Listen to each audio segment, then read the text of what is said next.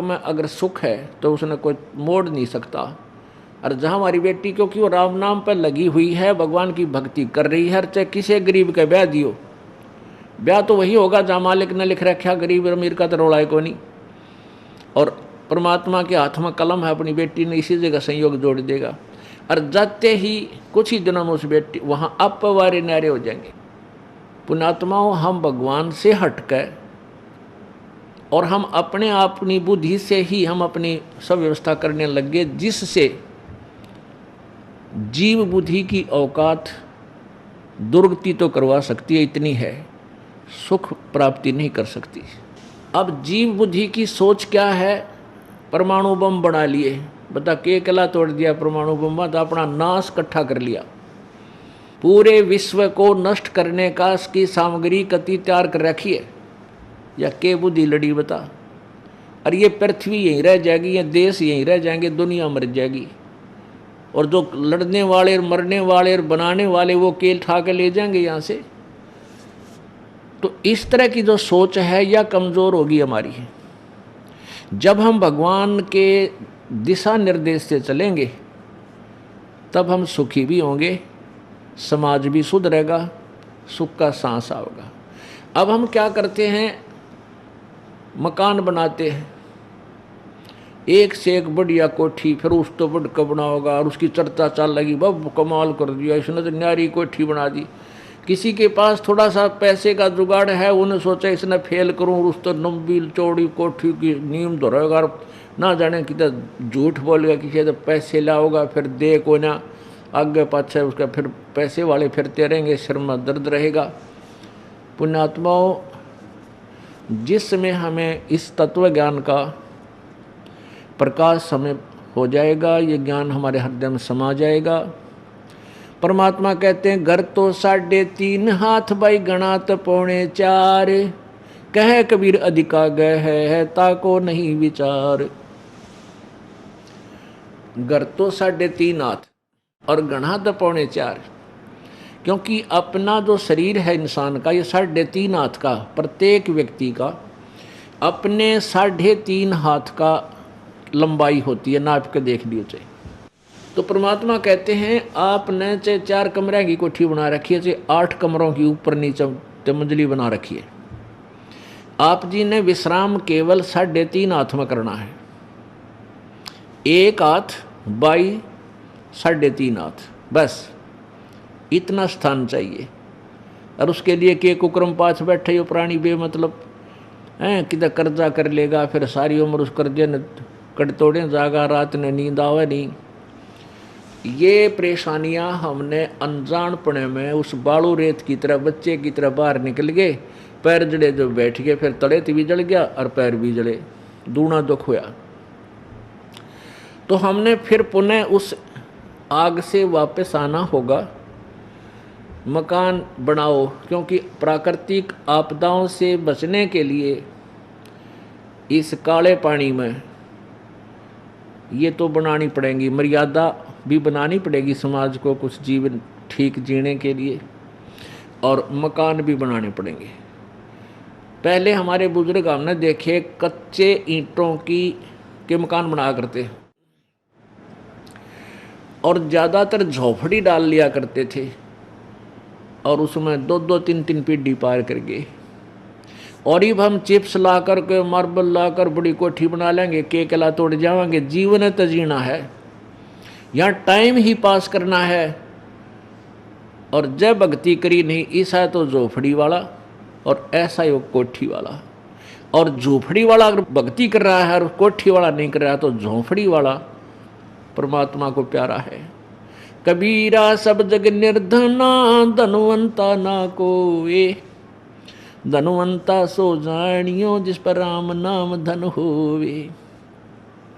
कबीर राम रटत निर्धन भला, टूटी घर की छान, वो सुंदर महल किस काम के, जहाँ भक्ति नहीं भगवान। आग लगे से महला के जैसे सोने के बना रखे हों, जहाँ पर भक्ति नहीं परमात्मा की। और वो गरीब आदमी एक झोपड़ी डाल रखी है, झोपड़ी भी कहीं से टूट टाट उसकी टूटी हुई हो बेशक से, और यदि वो परमात्मा की सत भक्ति करता है तो वो भला है। राम रटत दारिद्र भलो, यानी वो अच्छा है, भगवान को प्यारा है। टूटी घर की छान, और वह सुंदर, वह कंचन महल किस काम के जहाँ भक्ति नहीं भगवान। तो पुण्यात्माओं, ये तत्व ज्ञान पूरे विश्व में जाएगा, क्योंकि ये परमेश्वर कबीर देव का आदेश है। और आज नहीं, आज 106 वर्ष पहले परमात्मा ने अपने उस सूक्ष्म वेद में, अर्थात अपने ऑर्डर में लिख रखा है, ऑर्डर कर रखा है कि बीचली पीढ़ी आवेगी, उसमें शिक्षित समाज हो जाएगा। और इस दास को उस परमेश्वर ने भेजा है आप पुण्यात्माओं को दिशा देने के लिए, क्योंकि ये सुअवसर है। सुअवसर कैसे है कि सभी शिक्षित हो गए, बूढ़े से लेकर बालक तक।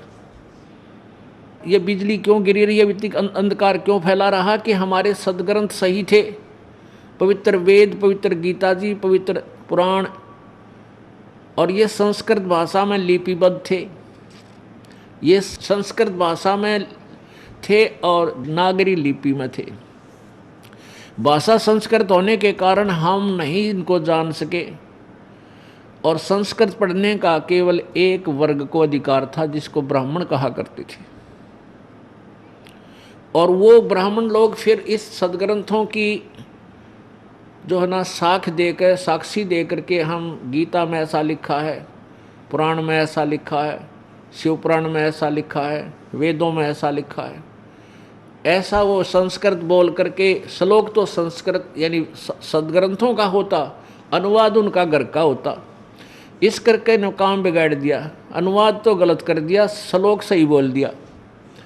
अब जैसा आपने कल देखा पवित्र गीता जी अध्याय नंबर 18 के श्लोक नंबर 66 में, उसमें लिखा कि सर्वधर्मान परित्यज माम एकम शरणम व्रज अहम तवा सर्व पापेभ्यः मोक्षामि मां शुच। उसका अर्थ तो ये बना है कि मेरे सत्र के सभी धार्मिक जो पूजाएं हैं उनको तुम छोड़ दे, मेरे पास रख दे, और एकम शरणम व्रज, उस सर्वशक्तिमान एक जिसके बराबर दूसरा नहीं है, एकम अद्वितीय, उस सच्चिदानंद घन परम की शरण में जा। व्रज माने जाना होता है, और इन्होंने अनुवाद कर दिया आजा। संस्कृत श्लोक न्यों का न्यों बोले और अनुवाद घर का करें, तो इन्होंने बैठा दिया, इस अज्ञान फैला दिया सब जगह। तो परमेश्वर ने अब ये सुअवसर इसलिए लिया कि जो सदग्रंथों का ज्ञान है और उससे अलग जो ज्ञान है, वो सब का एक सामूहिक ग्रंथ सूक्ष्म वेद बनाकर, सूक्ष्म अर्थात सच्चिदानंद घन की वाणी, उस परमेश्वर ने अपनी वाणी आप बोल गए, कबीर वाणी में वो सारा रहस्य छुपा दिया 600 साल पहले। और उस अमृत वाणी को, उस अमृत ग्रंथ को, सदग्रंथ को इन संस्कृत के ज्ञाताओं ने, ब्राह्मणों ने, ब्राह्मण पुण्यात्माओं 2 प्रकार के होते हैं, एक तो खाऊ और एक कमाऊ। अब जो खाऊ ब्राह्मण हैं वो आचार्य बने हुए हैं, जो उन्होंने बैठा कमाऊ ब्राह्मण हैं हमारे जैसे ही, वो तो मजदूर हैं, कोई खेती कर रहा है, कोई नौकरी करता है, कोई मजदूरी कर रहा है, वो ब्राह्मण नहीं। वो तो उस समुदाय में जन्म होने के कारण वह फीत ब्राह्मण की लाग रही है। तो वो जो ब्राह्मण हैं, जो खाऊ ब्राह्मण थे, वे उन्होंने केवल संस्कृत भाषा का पढ़ने का उद्देश्य यही रखा था कि हम दुनिया न लूटा, और उसमें वो सफल रहे अपने हिसाब से। लेकिन परमात्मा की दृष्टिकोण से उन्होंने अपना भी नाश किया और समाज का भी नाश किया। अपना नाश तो यूँ करा कि दुनिया को झूठ बोल के ठगे आज गधे बन रहे होंगे, किसी की भैंस बन गए होंगे, किसी का बैल बनकर पूरे कर रहे होंगे, वो खाली नहीं जा सकते। दुनिया को लूट कर, झूठ जाठ बोल कर जो पैसा उन्होंने लूटा था, वो तिल तिल का हिसाब देना पड़ेगा जीव ने। वो तो जहर खा के विष खाया उन्होंने अनजानपने में। अब जैसे वर्तमान में जो डॉक्टरी लाइन है, इनका उद्देश्य केवल मनी मेक है, पैसा इकट्ठा करना। नौकरी लग गए तो कोई बात ना, चलो वो तो सरकारी नौकरी होगी, वो तो अच्छी बात है। और प्राइवेट हॉस्पिटल बना लिए, ये भगवान ये ना देखते फिर आगे पाछा, जो मुंह माया वो मांग लेते हैं। 20 रुपये की दवाई के 500 रुपये, 1000 रुपये की का जो प्रयत्न है 5000 रुपये देवा। अब इनको ये नहीं मालूम तुम इस व्यस्त को कहाँ ले जाओगे। तो ये अनजानपने में हो रही सारी कहानी। ऐसे ही ये जो सदग्रंथ संस्कृत में होने के कारण जनता नहीं समझ सकी, और परमेश्वर वहाँ आवाज़ लगा लगा कर 120 वर्ष तक, 115 वर्ष तक, 120 वर्ष रहे मालिक। और 5 वर्ष की आयु में बड़े बड़े इन मंडलेश्वरों के छक्के छुड़ा दिए थे परमात्मा ने ज्ञान के अंदर। इनके पास जवाब नहीं था। अब वर्तमान में देख लो, हमारे छोटे छोटे बच्चे, 10-10 वर्ष के बालक, और इन मंडलेश्वरों को जितने भी उनका ज्ञान है, उनके चेले उनके मुंह बंद कर देते हैं, उनके पास जवाब नहीं, निरुत्तर कर देते हैं। मालिक का ज्ञान ऐसा है, इसमें ये पूरा सत्य है, उनके पास कोरा असत्य लिए हुए है। तो रोशनी के सामने अंधेरा रुका नहीं करता, रुक ही नहीं सकता, बट नेचुरल है। तो सत्य के सामने असत्य रुक ही नहीं सकती। तो इस दास की ड्यूटी लाई 600 वर्ष पहले परमात्मा ने यो ज्ञान अपना लिपिबद्ध करवा दिया, जिसमें सारे सदग्रंथों का ज्ञान है। और इन नकली ऋषियों ने और गुरुओं ने उसको रिजेक्ट कर दिया कि ये तो अनपढ़ था कबीर, क्या जाने सदग्रंथों के गुड़ रहस्य को। ये गरीब जुलाहा धानक है, कहीं पढ़ा भी नहीं है, और ये झूठ बोलता है कि वेदों और गीता में ऐसा लिखा है, ऐसा लिखा है। ये झूठा है, कपटी है। दुनिया उसके पीछे ला दी भगवान के, गाली दे मुंडा कहें, ये तो दुश्मन है। हिंदू तैनो कहीं हिंदू समाज का शत्रु है, हिंदू धर्म का दुश्मन है। मुसलमान ने कहेंगे मुसलमान धर्म का दुश्मन है, क्योंकि परमात्मा दोनों को ही खरी खरी सुनाया करते थे, सच्ची सच्ची सुनाते थे उनके उद्धार के लिए। और कहते हैं कहे भली माने बुरी, यह परीक्षा नीच। अब जैसे को उसके भले की कहता है, वो उल्टा पड़ा है, कहते हैं या ये निरीक्षण है कि कति नकम्मा आदमी है जो सच्ची भी ना मानता, दुष्ट है ये। तो ऐसा उस परमेश्वर के साथ हुआ। यदि आप परमेश्वर कबीर जी की लीला को पढ़ लो अच्छी तरह, आपकी आंखों से आंसू नहीं सूखे 2-3 घंटे तक। किस दृष्टिकोण से पढ़ना कि जब आपको ये पता चल जाए कि ये भगवान थे, ये परमात्मा थे, और ये हमारे लिए आए थे, हमें काल के जाल से निकालने के लिए आए थे। और फिर इनके साथ लोगों ने कैसा दुर्व्यवहार किया, मारो मारो, ये तो नकम्मा है, ये धर्म का दुश्मन है, ये मुसलमान है, मुसलमान के ये काफिर हिंदू है। अब ये सारी चालकाल की थी। तो पुण्यात्माओं, परमेश्वर ने ये सारी लीला करनी थी, क्योंकि 600 वर्ष पहले जब वो ना आए हुए होते, उनकी लीलाएं हमारे पास ना होती, तो आज हम किसको बताते भगवान कौन है। तो वो परमात्मा 600 वर्ष पहले आकर के, वो भगवान जो परमात्मा करता है लीलाएं, वही लीला करके चले गए। और वो जो परमेश्वर लीला करता है, वो आज सदग्रंथों में, वेदों में, पुराणों में मिले हमें। और आंखों देखे जो परमात्मा के साक्षी हैं, उन महापुरुषों ने बताया कि काशी वाला युद्धानक ये भगवान है। ये दुल्हा जो बनारस में आया था कबीर, ये पूर्ण परमेश्वर है। पुण्यात्माओं, हम दूध के जले हुए हैं, अब छाछ को फूकना अनिवार्य है, और चाहिए भी, फूक मार लेना चाहिए, कोई दुख नहीं, कोई दिक्कत नहीं। अब ये दास आपको परमात्मा सिद्ध करने के लिए ढेर सारे उदाहरण प्रस्तुत करेगा, और वो ऐसे एग्जाम्पल होंगे कि इस मन को कहीं गुंजाइश नहीं रहेगी अग्रम अग्रम करने की, ऐसा नहीं वैसा नहीं। और इसी का नाम सतगुरु होता है, सच्चा गुरु होता है, तत्वदर्शी संत होता है, जो संशय खत्म कर दे, परमात्मा कहते हैं मां मुंडो इसे गुरु की जिस तरह संशय ना जाए, कि इसे संत ने तो छोड़ दे, तुरंत त्याग कर दे, जो संशय का निवारण ना कर सके। परमेश्वर का बनारस वाले, काशी वाले भगवान जुलाहा ये परम अक्षर ब्रह्म हैं, ये सिद्ध करने के लिए आपको उदाहरण देते हैं।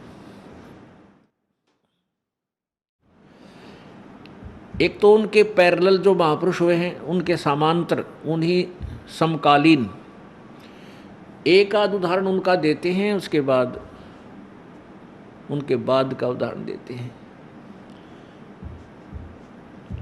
कबीर परमात्मा जी अपनी महिमा आप ही बताने के लिए स्वयं आते हैं और एक युग में एक ऐसी लीला जीवन करते, ऐसा जीवन जीते हैं जनसाधारण वाला, और अपना धंधा करके, काम करके वो अपना रोजगार करते हैं, जैसे जनसाधारण किया करता है उस समय का। जैसे उस समय मजदूरी ही ज़्यादा किया करते थे, अब नौकरियां ज़्यादा हो गई हैं, तो नौकरी हिसाब से अब आते तो वो ऐसे ही कोई नौकरी नाकरी लगते। यानी उन्होंने ये दिखाना था कि भाई भगवान पाने के लिए कोई विशेष आडंबरकरण की आवश्यकता नहीं, ना घर त्यागन की, ना जंगल में जाने की, ना कोई, ये भी सिद्ध करना था कि किसी उच्च जाति में ही भगवान मिलता है। जैसा कि इन लोगों ने बनावटी बातें बना रखी थी कि ब्राह्मण ही संस्कृत पढ़ सकते हैं, ग्रंथों को दूसरी जाति नहीं पढ़ सकती। उस भ्रम को मिटाने के लिए परमात्मा ने एक चौथे वर्ण में आकर के जन्म नहीं लिया, लेकिन वहाँ प्रगट हुए, उसमें रहे और धाणक कहाए, जुलाहा कहाए। ये सिद्ध करने के लिए, परमात्मा पाने के लिए कोई जाति मजहब विशेष नहीं चाहिए। पूरा संत हो, आत्मा सच्चे ढंग से मालिक की चाह में लग जावे, सही विधि मिल जावे, फिर परमात्मा पाना कठिन नहीं। काम करो, भक्ति भी करो, परमात्मा पाओ। जब परमेश्वर जी आए हुए थे बनारस में, तो जगह जगह जा कर के सत्संग किया करते थे। 2-2, 3-3 दिन एक गांव में रुक जाते थे, 3-4 दिन, और सबको समझाते थे भाई परमात्मा की भक्ति करो। तो ऐसे एक गांव में परमात्मा गए हुए थे और वहाँ 5, 6, 10 जैसे भक्त थे। तो प्रत्येक 2-4 भक्तों ने कहा प्रभु आज हमारे घर पर सत्संग करना, तो उसके घर पे सत्संग किया। दूसरे दिन कहा प्रभु आज हमारे घर पे सत्संग करना।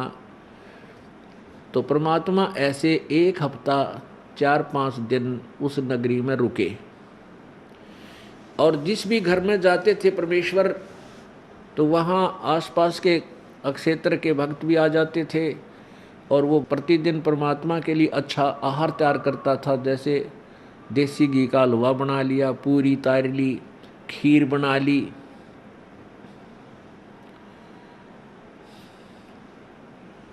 तो ऐसे उसी गांव का एक बहुत बड़ा किसान था, चौधरी था, मलूक राम, चौधरी मलूक राम। और उसने देखा कि भाई वो सुबह अपने घर से खेतों की तरफ जाता घूमने फिरने, तो उसका उधर से जाना होता और उधर से परमात्मा के बच्चों सेवकों के घर में और कड़ा प्रसाद तैयार होना होता, हलवा तैयार करते, तो उसमें डालते हैं ना, फिर हलवे में वो घी गया, पानी पुणी डालो, उसकी महक दूर तक जाकर हलवा बना आसपास तक जाती है। तो उसका वहाँ से गुजरना हुआ, किसका, मलोकराम का। उधर से परमात्मा के बच्चों के घर में वो हलवा तैयार हो रहा था, कड़ा तैयार हुआ है। एक दिन देखा उसने, दूसरे दिन देखा, तीसरे दिन तो उसने सोचा भाई वो के सौदा है, कोई ब्याह नहीं, कोई शादी नहीं, कोई त्योहार नहीं जिस कारण से ये हलवे हलवे बनते हों। तो उसने पूछा रे क्या बात है भाई, यहाँ क्या हो रहा है। कल उसके घर में तड़क हो रहा था यो हलवे का सुरसराट सा, जिसमें आज इसमें क्या, उसने पूछा वहाँ। तो वो गरीब से व्यक्ति थे, आके कहने लगे चौधरी साहब हमारे गुरु जी आए हुए हैं, और ये प्रतिदिन एक के घर के पे सत्संग करते हैं, तो आदर सत्कार से हम अपने गुरु जी के लिए भोजन अच्छा बढ़िया बनाते हैं, आप भी आ जाओ, आप भी खा लो। वो कहने लगे, उसने सोचा यूँ कोई लुटेरा आ रहा है, वो ठेकेदार होया कि नहीं बेमतलब के। तो चौधरी साहब ने सोचा यूँ कोई बकवादी आदमी दिखा है और यहाँ बैठा अच्छे हलवे पाड़ा है और 40 ने धमका दूँ। तो चौधरी साहब पहुँच गए परमेश्वर के पास, बैठे थे चारपाई पर मालिक। तो वो कहने लगा, रहा मस्त अंडे। चौधरी साहब बोला, तू अच्छा तगड़ा दिख है, जवान वैसे है, तू करके क्यों ना खाता, कर अपना काम करके खाया कर, लाग रहा दुनिया ने बेवकूफ़ बनाने। परमात्मा बोले, चौधरी साहब मेरे को तो ये धंधा दे रखा भगवान ने, मेरी यह नौकरी है, मैं यही करता हूँ। बोला अच्छा, वाह भाई वाह, बिना करे तेरे को बड़ा भगवान दे देता है। परमात्मा बोले, भाई भगवान तो बिना किए भी दे दे, पर विश्वास को ना। अब बात यहाँ तक बढ़ गई, बातों में। तो मुल्क चौधरी साहब बोले कि अगर मैं विश्वास कर दूँ तेरे भगवान पे, मैंने बैठे रोटी दे देगा। अगर आप विश्वास कर, आप पर विश्वास होए को नहीं, और हो गया तो आपको भगवान पक्का देगा, तो कितना बैठ जाइए। बोला अच्छा ठीक है। एक उसने शर्त रख दी कि यदि आज मेरे को भगवान ने रोटी दे दी, पहुंचा दी, तो मैं तेरा चेला बन जाऊंगा। और जय तेरे भगवान ने मेरे ती खाना नहीं दिया, पहुंचाया आज, मैं कितना बैठूं चाहे, तो तुझे अपने खेतों में मजदूर लगाऊंगा और छोड़ूंगा नहीं। बात पक्की? परमात्मा बोले, भाई पक्की तो ही पक्की। अब चौधरी साहब सवेरे निकला था घर तक खाली पेट। उसने सोचा चल अपने खेतों से भी दूसरे गांव की तरफ जाकर दूर जंगल में एक पेड़ के ऊपर चढ़ के बैठ गया। बड़े से पेड़ के ऊपर चढ़ गया और कुछ ऊपर छुप कर बैठ गया। अब देखूंगा आज मुझे कौन आहार देगा यहाँ पर। अब परमात्मा कहते हैं, सोचल छिदर मैं करूं अपने जन के काज। उधर क्या हुआ कि ये भेड़ बकरियां वाले होते हैं और ये 2-4 गायें भी साथ रखा करते हैं, गऊ। तो उनका कोई त्योहार था। वो कहने लगे, उनने विचार किया भी आज अपना त्योहार है और दूध निकाल लो कुछ बकरियों का कुछ गाय का और खीर बना ले। उन्होंने 2 व्यक्तियों की ड्यूटी ला दी कि तुम अपना खीर बना लो, और बाकी उन बकरियों को चराने के लिए दूर जंगल उस स्थान से थोड़ा आगे चले गए। अब उन्होंने अपना दूध और वह खीर शुरू कर दी। एक चूल्हा बना कर वहाँ माटी का जंगल से लकड़ी तोड़ कर आगे जला दी, उसी वृक्ष के नीचे जिस पर चौधरी साहब ऊपर बैठे थे, वो मलुक राम जी। जब उनकी खीर तैयार हो ली, इतने में क्या हुआ कि एक डाकुओं की मंडली घोड़ों पर सवार होकर उसी पेड़ के तरफ आ रही थी। वहां से एक रास्ता था आगे किसी दूसरे गांव को जाने का। तो वो जो खीर बनावे थे उन्होंने देखा कि भाई यह धूल सी उठ रही है। उधर देखा उन्हें कि कुछ घोड़ों पर व्यक्ति आ रहे हैं। वो खीर बनाने वाले, क्योंकि वो जंगल में रहते थे, उनको पता था कि इस तरह के जो लक्षण होते हैं डाकू आते हैं। उन्होंने देखा कहाँ भी तो डाकू आ रहे हैं और भाग लो यहाँ से, कदे तो उन्हें गढ़ दे। वो तो खीर बनी बनाई छोड़कर दौड़ गए वहां अपने साथियों के पास जो 1 किलोमीटर दूर गए हुए थे। उधर से डाकुओं ने आकर देखा, वहां आकर रुक गए कि भाई यहाँ ये के बनाने लग रहे हैं, कोई आदमी है यहाँ पर। वो रुक गए उस वृक्ष के नीचे, अच्छी गहरी छाया थी उसकी। तो उनका जो सरदार था वो कहने लगा मुखिया कि भाई देखो इसमें क्या है, कोई भोजन ठीक हो तो खा ही लेते हैं। एक जने ने नीचे उतरकर देखा, एक व्यक्ति ने कहा सरदार इसमें तो खीर है, भूख जोर की लाग रही है, अच्छा बड़ा पतीला खीर का तैयार कर रखा है। अब एक उनमें से कहने लगा दूसरा समझदार सा, भाई क्या पता इसमें कोई जहर गिर गया हो, इसमें कोई विष डाल गया हो, सारे मर्जियाँ खा के, ऐसा जल्दी मत करो, शांति करो थोड़ी, इसका परीक्षण कर लो, कोई पशु पक्षी ने डाल लो, थोड़ी सी पहले खवा दो फिर खावांगे। उन्हीं में से एक व्यक्ति ने कहा रहा बनाने वाला कि तो यहीं छुप रहा होगा, ढूंढ लो ना और उससे खवाएंगे पहला। कहाँ जा था, डर के छुप गया होगा हमारे से। हाँ भाई ऐसा भी हो सकता है। इधर उधर देखा एक ऊपर देखा था, इन्होंने बोला रहा वो बैठा भाई, एक बोला वो बैठा ऊपर छुपा हुआ, वहाँ वो चौधरी साहब बैठा था, चौधरी बैठा था वो मुल्क। तो डाकुओं ने कहा भाई आजा नीचे भगत जी। अब वो मुल्क चौधरी ने कहा मैं तो ना उतरूँ, नो बोला उतरता जाएगा तू, पर हमने क्रिया और करनी पड़ेगी, तरी नीचा नहीं दिखा ये मारेंगे गोली। अब वो चौधरी साहब तो 2 मिनट में नीचा आ लिया। अब कहने लगे इस खीर को इस पर ठंडा कर थोड़ा, वो पतीले के ढक्कन पर ठंडी करवाई, अन्न बोला भी खा इसने। अब वो खावा क्योंकि शर्त लाग रही कसूती, नो बोला मैं तो ना खाऊं, मैं ना खाऊं, नो बोला भाई थोड़ी खा ले तुम, अगना मैं कति नहीं खाऊं।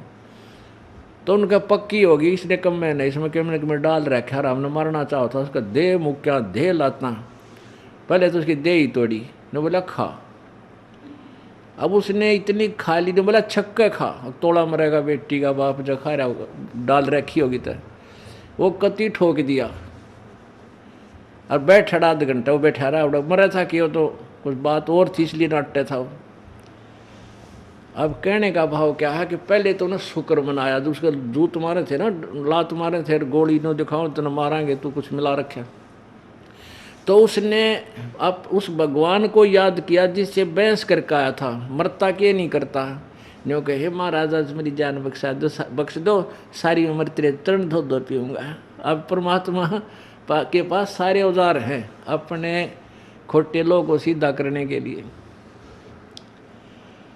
तो वो उन बख्श दी जान, परमात्मा की कृपा हुई ना तो उसका ठोक जान दे गोली, उन कौन सा कानून का डर था, वो बख्श भी दिया।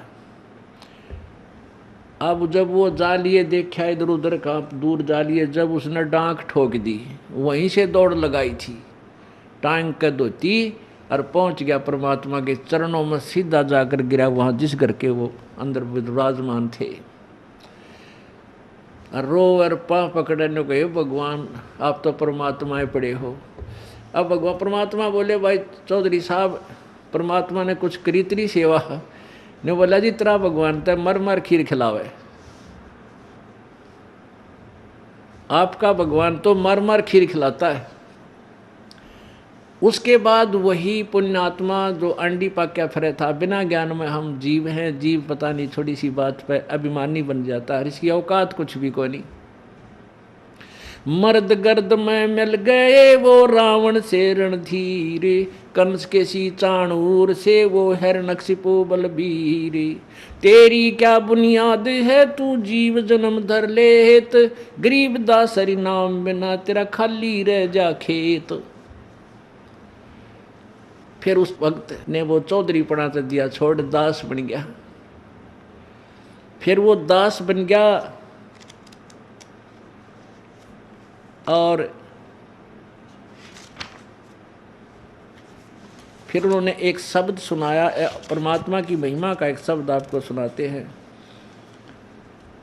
जपोरे मन साहेब नाम कबीर, जपोरे मन परमेश्वर नाम कबीर।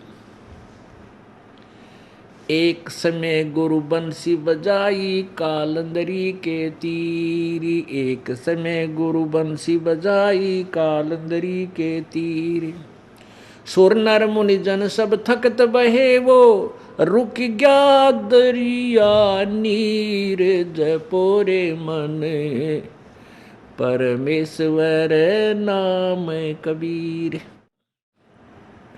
काशी तज गुरु मगहर पहुँचे दोनों दीन के पीर। काशी तज गुरु मगहर पहुँचे दोनों दीन के पीर। एक गाडे एक अग्न जरावे, टोया ना पाया शरीर। जय पोरे मन परमेश्वर नाम कबीर।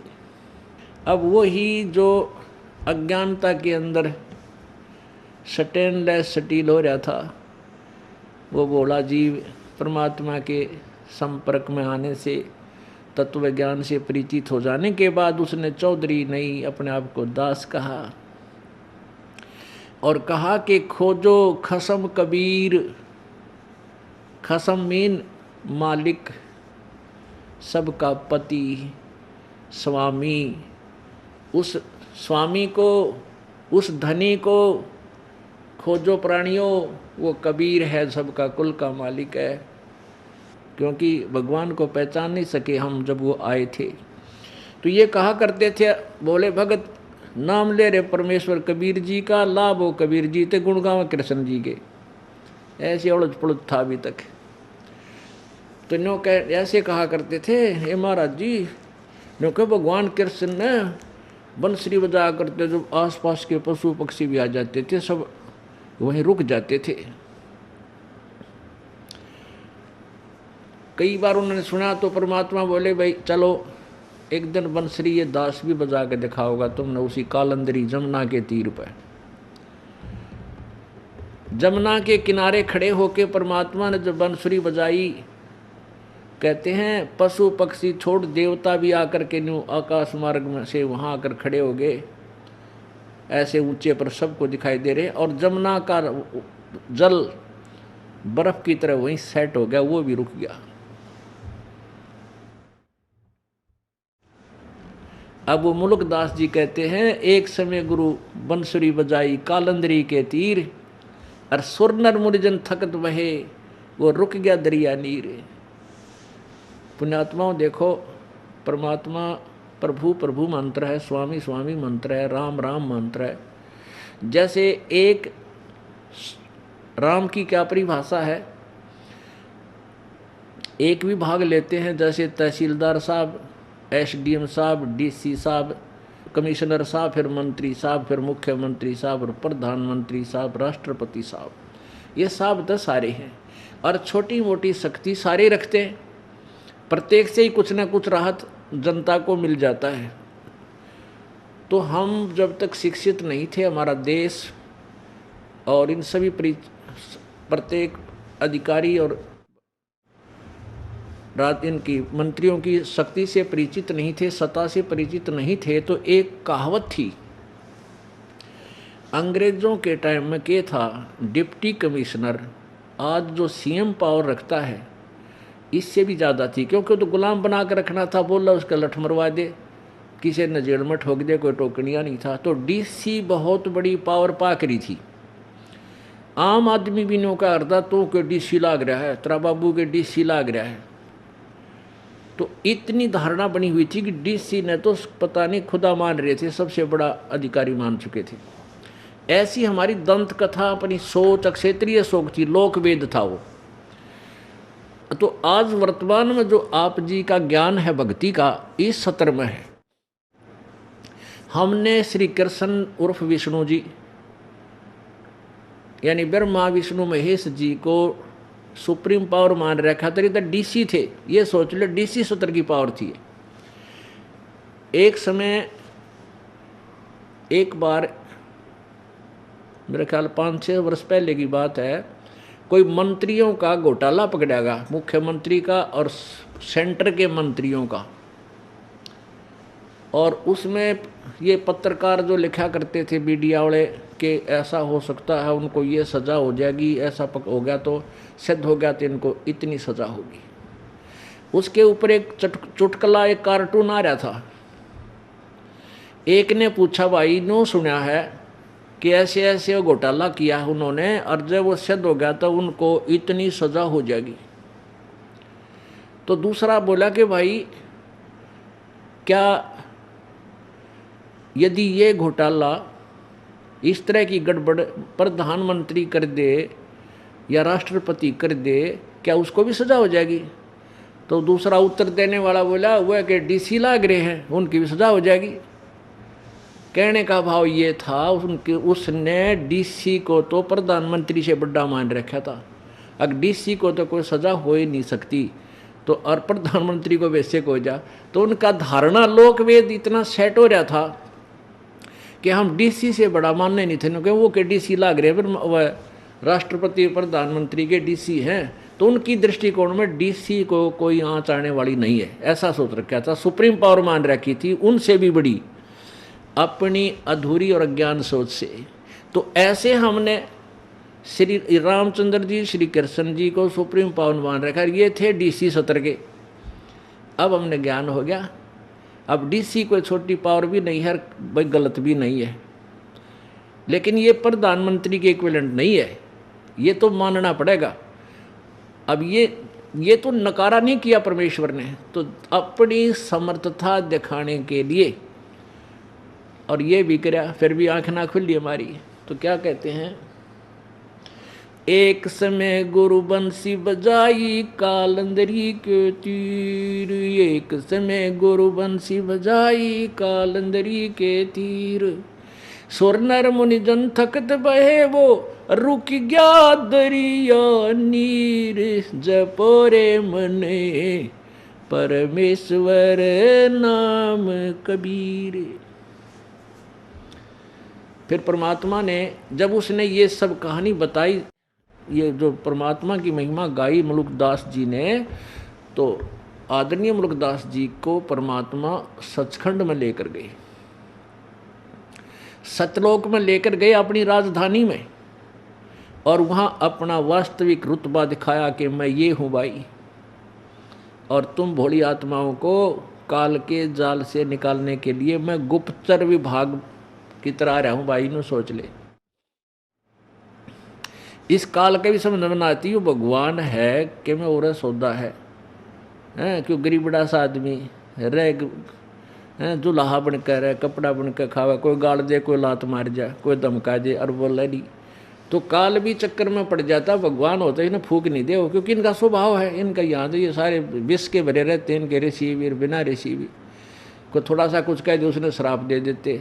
तो काल के मन में यूँ आया करती, यूँ भगवान कुकर हो गया, इसने कोई धमका दे, कोई खुरका दे, कुछ कहता है को नहीं। और यो गरीब आदमी आप पर रोटी बनाकर, आप पर कपड़े बनकर खाओ, भगवान कैसे हो गया? कोई सिद्धि शादी कर रखी होगी इसने। तो वो परमात्मा ऐसे तरीके से आता है, कोई उनको समझ नहीं सकता, लेकिन परमात्मा ने अपने को भगवान समझाने के लिए, अपने साक्षी बनाने के लिए स्वयं ही सतलोक दिखाता है, और वहाँ से बताता है कि मैं अब सारे ब्रह्मांडों का संचालन इस कुटिया में बैठ के, झोंपड़ी में बैठ के कर रहा हूँ। तो उनने कहा जच्चा जिनने भगवान देख लिया, उसकी समर्थता से परिचित हुए, उन्होंने फिर ढोल के डंके पर गुण गाए परमात्मा की। पुण्यात्माओं, परमात्मा पूर्ण ब्रह्म सतपुरुष कबीर साहब हैं, ये सारी सृष्टि के रचनहार हैं, कुल के मालिक हैं। एक गवाह तो उनके पैरेलल हो गया। इसी प्रकार उन्हीं के समांतर समकालीन आदरणीय नानक साहिब जी हुए हैं, जिनसे पूरा सिख समाज अपना मुखिया मानते हैं। इनको कबीर परमेश्वर जी सुल्तानपुर शहर, जहाँ श्री नानक जी की बहन नानकी जी का विवाह हुआ था, ये वहाँ अपनी बहन के घर पर रहते थे, और इनके बहनोई ने वहाँ सुल्तानपुर के नवाब के यहाँ नानक जी को नौकरी लगा रखा था। प्रतिदिन एक दरिया है वहाँ, बेई नदी बह रही है सुल्तानपुर शहर के साथ, वर्तमान में पाकिस्तान में है वो। तो वहाँ प्रतिदिन स्नान करने के लिए जाते थे नानक साहब जी। और क्योंकि पिछले जन्म की पुण्यकर्मी प्राणी थे, जैसे सतयुग में राजा अम्बरीश थे, तो भी भक्ति बहुत की इन्होंने, दान बहुत किए, नर्मात्मा थी। और फिर नानक जी हुए, जनक जी हुए, जो सीता जी के पिताजी कहलाए, उस समय भी इन्होंने बहुत दान धर्म किए, बहुत भक्ति की, जैसी इनको प्राप्त हुई। और वही आत्मा स्वयं एक नौकर बन गई। पहले राजा थे, और स्वयं नौकरी कर रहे थे, लेकिन भक्ति फिर भी छूट नहीं सकती आत्मा से। तो एक उस दरिया के किनारे बैठकर प्रतिदिन जाते थे, थोड़ी बहुत देर मालिक का सुबह सुबह आनंद लेते थे भक्ति का। परमात्मा काशी से अंतर्ध्यान हुए और वहाँ उसके पास प्रकट हुए एक जिंदा महात्मा रूप बना के। जिंदा महात्मा कैसे होते हैं? एक ही ओवरकोट पहनते, काला सा घुटना तो नीचे ताईकार, एक लंगोट बांधते हैं पर्दे पर और एक टोप ऊपर पैर लेते हैं, काला ही टोप लंबे से चोटे से वाला, ऐसा करके। ऐसी वेशभूषा वाले को जिंदा महात्मा कहते हैं। वहाँ जाकर के कबीर जी, परमात्मा ने अपने आप को दास बनाया, नानक जी से प्रार्थना की कि भगत जी मुझे रास्ता बता दो। महाराज जी मैं तो भगवान की तलाश में घूम रहा हूँ, आप बहुत अच्छे भक्त लगते हो। तो नानक साहब जी अपने लागी जैसा भी, क्योंकि हिंदू धर्म में जन्म था श्री नानक साहब जी का, और ब्रजलाल पांडे से वो गीता पढ़ा करते थे। इन पांड्या ने जिसा ज्ञान था वो सब में भर रखा था। श्री कृष्ण जी सर्वेश्वर है, सर्वशक्तिमान है। तो ऐसे नानक साहब जी ने कहा, सारी कुछ बताई। फिर परमात्मा ने पूछा फिर भगवान कैसा है? नानक जी बोले वो तो निराकार है। अब परमेश्वर बोले भले आदमी, तो श्री विष्णु जी को भगवान बताओ और फिर भगवान को निराकार भी कह रहे, यार इसकी मूर्ति रखी आपने। अब नानक जी जवाब तो था ही नहीं, क्योंकि ज्ञान था नहीं हमारे को। तो फिर और ऐसी इधर उधर की बातें काफ़ी होती रही। तो नानक जी ने कहा कि तू मुझे गुरु बना, तब मैं सही भेद दूंगा तुझे। परमात्मा बोले जी गुरु बना लूँगा मैं तो आपने, मुझे तो ज्ञान चाहिए, आप मेरे गुरु, मैं आपका चेला, बताओ। फिर उनकी काफ़ी वार्ता हुई तो परमात्मा ने काफ़ी समझाया। उस दिन तो और भी बहुत सी मंडली इकट्ठी होगी वहाँ, तो उस समय तो नानक जी ने माना नहीं, क्योंकि ये पुराना ज्ञान जल्दी सी हटता नहीं। तो कबीर साहब जी चले गए प्रणाम करके, अच्छा जी जैसे आपकी आज्ञा हो। क्योंकि कोई उत्तर नहीं था परमात्मा के वचनों का, लेकिन ज्ञान वो जो परमात्मा बात कहते थे कि ब्रह्मा विष्णु महेश की ये शक्ति है, गीता का ज्ञान कृष्ण ने नहीं बोला, कृष्ण जी काल नहीं थे। और वो गीता जी में कह रहा 18वें अध्याय के 62वें श्लोक में कि उस परमेश्वर की शरण में जाओ, उसकी कृपा से तू परम शांति और शाश्वत स्थान को प्राप्त होगा। वो कौन भगवान है? वो तो गीता ज्ञान दाता से दूसरा है। और आप नानक जी कृष्ण भगवान मान रहे हो, विष्णु मान रहे हो, और इसको सर्वशक्तिमान अजरो अमर कहते हो, ये अविनाशी कहते हो। ये गीता ज्ञान दाता 4 अध्याय के 5वें श्लोक में स्वयं कहता मैं तो नाशवान हूँ, मेरी जन्म मृत्यु होती है। अब ये पॉइंट नानक जी के हृदय में जख्म कर गए। अब बात तो सारी सच्ची पर मान्य कति नहीं। तो परमात्मा हाथ जोड़ के चले गए, अच्छा जी हम चलते हैं। तब उन बैठे हुए वहाँ के व्यक्तियों ने पूछा कि हे नानक जी ये कौन व्यक्ति था जो आपको गुरुजी कह रहा था? नानक जी ने कहा ये कमीन जात का था, छोटी जात का जुलाहा दानक, बनारस से आया था, अपने आप को पता नहीं क्या समझ रहा था, मैंने इसके छक्के छुड़ा दिए। अब उन लोगों ने सोचा बिल्कुल ठीक है, नानक जी को तो वो बहुत अच्छे भक्त मानते थे, लेकिन नानक जी का हृदय जख्मी हो गया। भाई ये तो बात तो सारी सच्ची कहता, और मन ने अपने अभिमान वश मानना नहीं, क्योंकि पुण्यात्मा बाद में विचार करती हैं। उसी दिन से अर्ज करने लगे थे, हे प्रभु वो महात्मा एक बार फिर आवे, वो महापुरुष एक बार फिर आ जाए, मैं कति वाद विवाद नहीं करूँ, मैं सारी बात पूछूं। क्योंकि जिसने भगवान से ये वो तो सब कुछ त्याग देगा, जाति मजहब धर्म कुछ नहीं देखता, वो केवल परमात्मा देखता है, उसके पिछले पुण्य अधिक होते हैं। उनकी ऐसी जब तड़प होली 6-7 महीने के बाद परमेश्वर फिर प्रकट हुए, जैसे धर्मदास के पास गए थे जो खूब रुआ लिया, ऐसी दशा नानक जी की होगी थी। तब फिर उसी समय जब स्नान करने वो गए थे बेई नदी पर, सुबह सुबह वो दूर से आते दिखाई दिए परमात्मा उसी वेशभूषा में। नानक जी ने भी उन्हीं की तरफ जाकर और जैसे राम रमी करी। अब नानक जी कहने लगा भाई बैठ जा, कबीर जी कुछ बात करना चाहता हूँ। वार्ता हुई, ऐसे ऐसे है, फिर सृष्टि रचना सुनाई परमात्मा ने। तो नानक साहब कहने लगे, भाई बात सुनो जी, मैं आपको जब मानूं जब आँखें देख लूँ। अब ये तो विश्वास मेरा बनता नहीं, और परमात्मा चाह महीनों थे कि ऐसी पुण्यात्मा मेरे साक्षी बने। तो नानक जी ने कहा कि मैं इस दरिया में गोता लगाऊंगा और तू मुझे ढूंढ देना, मैं तुझे भाई भगवान मान लूँगा। परमात्मा बोले लगाते हैं। अब जब दोबारा नानक जी से मिलने गए परमात्मा, तो उस दिन केवल नानक जी को दिखाई दे रहे थे और किसी को दिखाई नहीं दे रहे थे। अब नानक जी अकेले बैठे बोलते सुने थे, तो दूसरे भगत जो स्नान कर रहे थे व्यक्ति, गांव वाले नगरी वाले, वो कहने लगे, अरे यो भगत जी आप किससे बातें कर रहा है।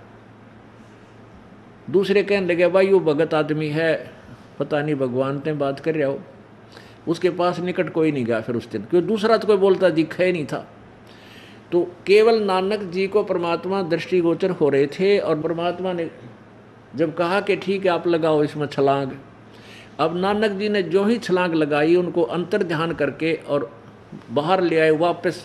जैसे जल इधर जा रहा है तो इस साइड में 3 किलोमीटर दूर जाकर वहाँ बाहर निकाल लिए दरिया से, और कहा अब सुन, ढूंढ लिया तेरे को। कहाँ ढूंढ लिया कति।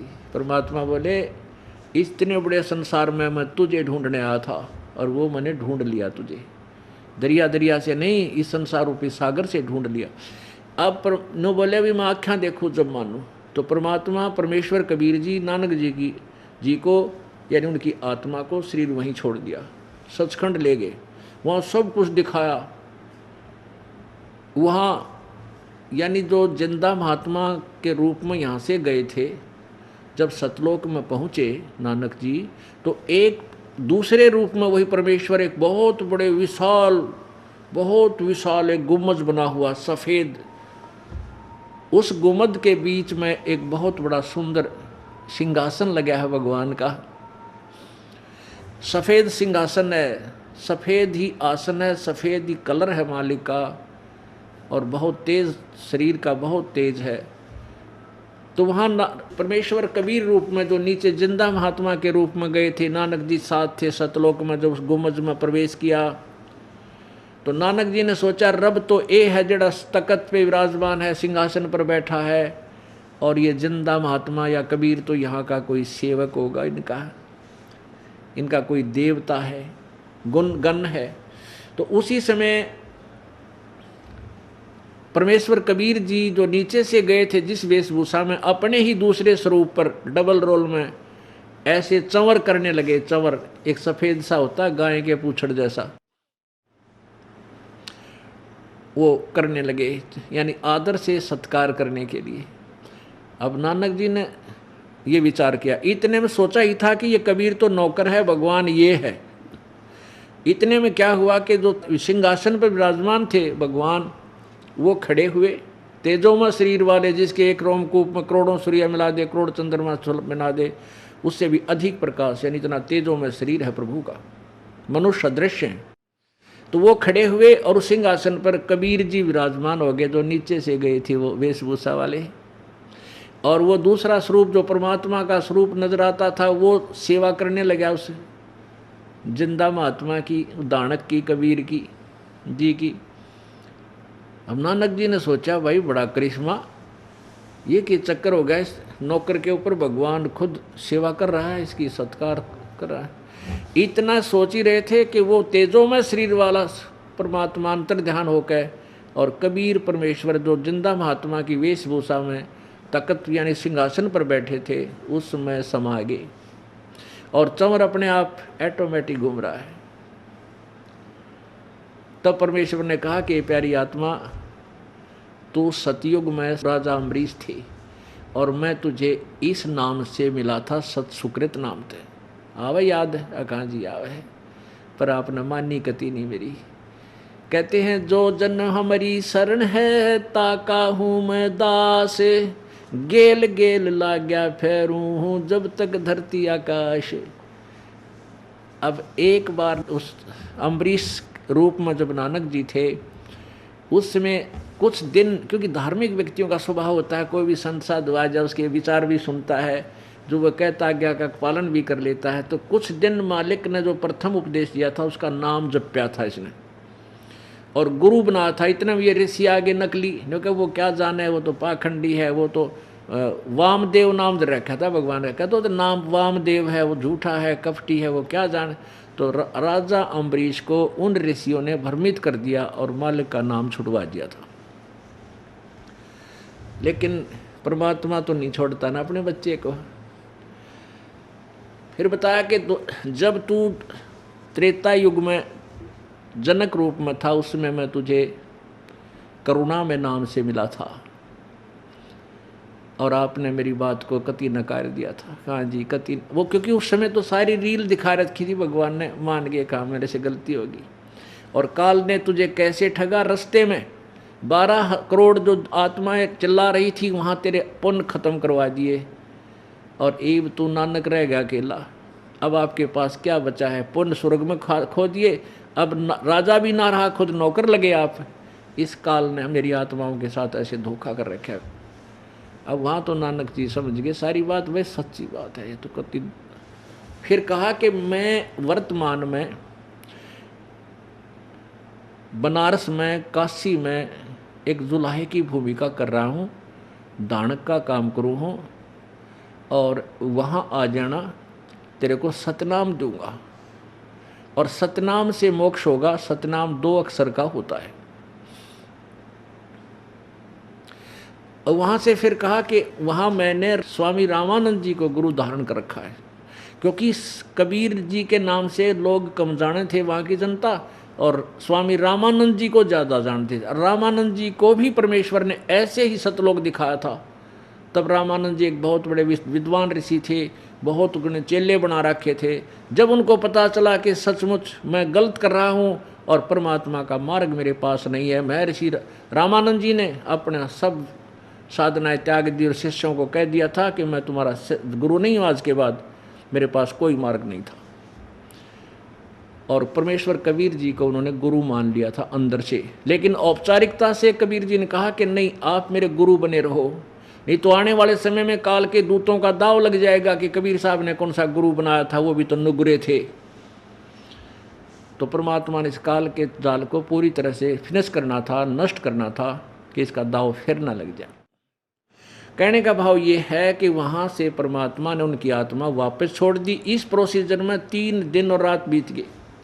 तीसरे दिन उसी समय सुबह सुबह नानक जी के शरीर में वो आत्मा प्रवेश कर दी और नानक जी वापस आ गए।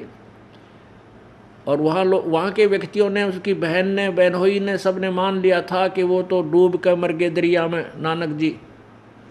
क्योंकि नानक जी के जो जीजा जी थे, जो बहनोई थे, वो जयराम जी नाम था उनका, और सुल्तानपुर के नवाब से उनकी अच्छी उठ बैठ थी, मित्रता थी।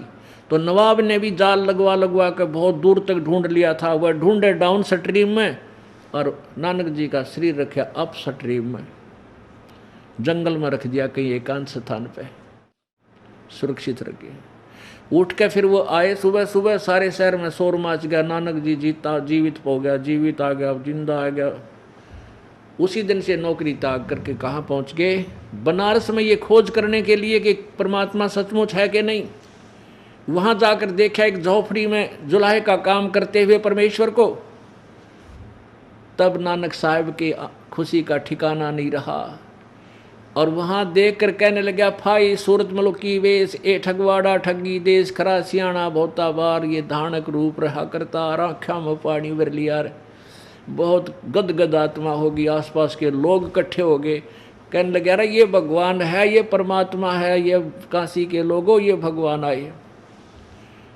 अब वो वहाँ के लोग व्यक्ति कहने लगे, ये पंजाब का आदमी आके यहाँ ये पागल हो गया है, इस आदमी ने भगवान बतावा है, रोजी रोटी तो इसके टाइम पर मिलती भी कोई ना, टूक भी ना मिलते इसको।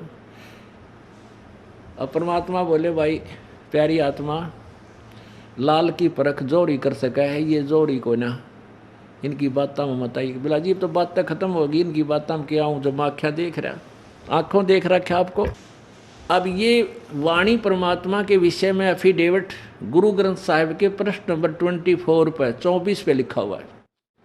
और एक पन्ना नंबर 721 पे लिखा है, एक अर्ज गुफ्तम पेश दो तो दर कून करतार, हक्का कबीर करीम तू बे ए परवरदिगार। हक्का कबीर यानी सत्य कबीर, तू ही सर्वसृष्टि रचनहार है, करतार है। कौन करतार शब्द स्वरूपी राम, यानी तू ही सर्वशक्तिमान अविनाशी परमात्मा है। और तुझसे मेरी एक अर्ज है, मैं आपका दास हूँ। तो पुण्यात्माओं, इस प्रकार परमेश्वर की प्राप्ति होना आसान है। ये हृदय में समा जाना कि कबीर भगवान है, ये थोड़ा डिफिकल्ट है कुछ दिनों, लेकिन अब सब स्पष्ट हो जाएगा।